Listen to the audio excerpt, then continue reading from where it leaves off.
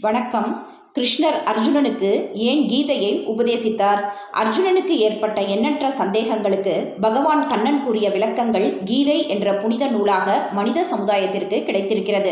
பகவான் அந்த கீதையை உபதேசித்தது பற்றியே ஒரு சந்தேகத்தை எழுப்பினான் அர்ஜுனன்.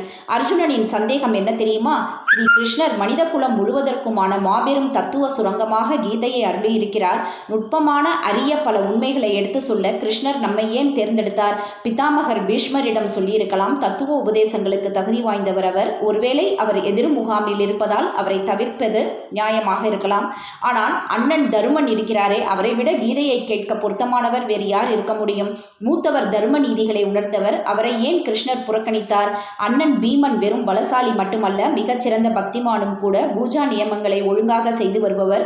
இப்படி நல்லவர்களை எல்லாம் விட்டுவிட்டு உலக சுகங்களில் அதிக நாட்டமுள்ளவனும், உணர்ச்சி வசப்பட்டு பல தவறுகளை அடிக்கடி செய்து விடுபவனும், ஆத்திரக்காரனுமான என்னை போய் கீதை போன்ற புனித உபதேசங்களை கேட்க தகுதி உள்ளவனாக கிருஷ்ணர் கருதி இருக்கிறாரே, இது எந்த வகையில் நியாயம்? அர்ஜுனனின் இந்த சந்தேகத்தை கேட்டதும் கண்ணபிரான் கூறினார், அர்ஜுனா, நீ என்னோடு நெருங்கி பழகுபவன், என் மீது தோழமை கலந்த அன்புடன் இருப்பவன் என்பதால் நான் உனக்கு கீதையை சொல்லவில்லை. நீ நினைப்பது போல் பிதாமகர் பீஷ்மர் அறங்கள் அனைத்தும் உணர்ந்த ஒரு மகாத்மாவாக என்னால் கருத முடியவில்லை.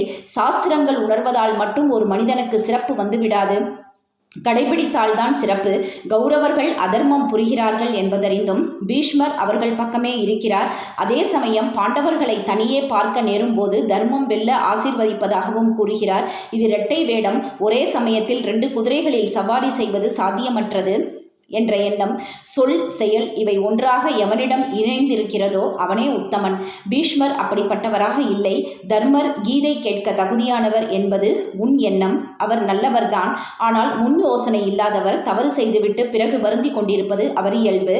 தர்மர் நீதியையும் தர்மத்தையும் கடைபிடிப்பவர் என்பதில் சந்தேகமில்லை. ஆனால் அவரால் தக்க நேரத்தில் தன் கடமை என்னவென்று உணர இயலவில்லை. பீமனை பற்றி சொன்னால் பீமன் அளவற்ற பலசாலி, பக்திமானும் கூட.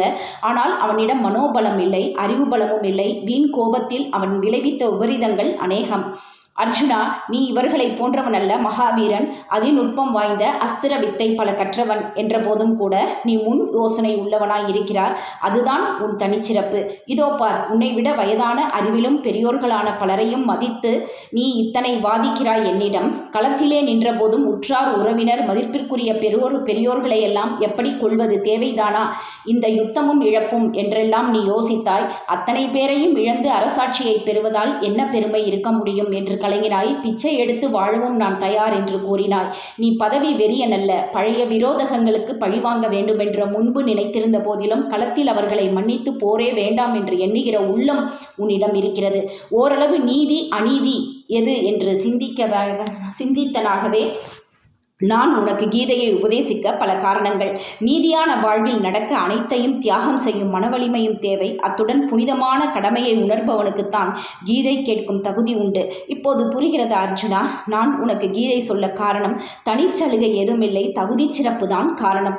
அர்ஜுனன் அப்போதும் கூட அகந்தை எதுவுமற்றவனாய் அடக்கத்தோடு ஸ்ரீ கிருஷ்ண பகவானை நோக்கி வணங்கி நின்றான். சர்வமும் ஸ்ரீ கிருஷ்ணார்ப்பணம். இது போன்ற பதிவு உங்களுக்கு பிடிச்சிருந்ததுன்னா லைக் பண்ணுங்கள், ஷேர் பண்ணுங்கள், சப்ஸ்கிரைப் பண்ண மறக்காதீங்க. நன்றி.